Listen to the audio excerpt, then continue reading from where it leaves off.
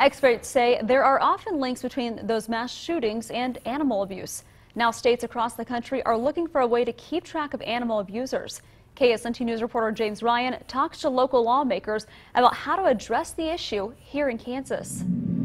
Not everyone that walks into Helping Hands Humane Society in Topeka walks out with a pet. We want to make sure that we put these animals in the best home possible. And so if we do have someone that has an animal cruelty case in Shawnee County, then we will mark them in our database as no adopt. Deb Watkins is the director of Helping Hands. She says right now humane societies have to rely on their own records. At this time there is not available database in the state of Kansas.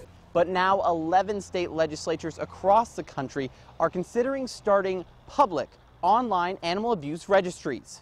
Animal abuse is an indicator for people that may, abuse individuals or become mass shooters or things that we see a lot in the news. The push for registries come just weeks after the deadly Parkland, Florida shooting. Accused shooter Nicholas Cruz reportedly had a history of animal abuse. State Representative Fred Patton says he hasn't heard of a proposal in Kansas, but he'd be interested in looking it over.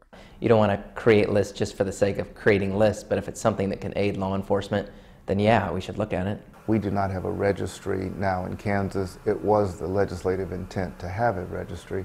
State Senator David Haley sponsored a bill in the early 2000s that established felony convictions for extreme animal abuse. He says he originally intended for that law to create a database. I would want to amend our existing law to ensure that we do that so that we can start that process in 2018. And help places like Helping Hands keep pets out of the wrong hands.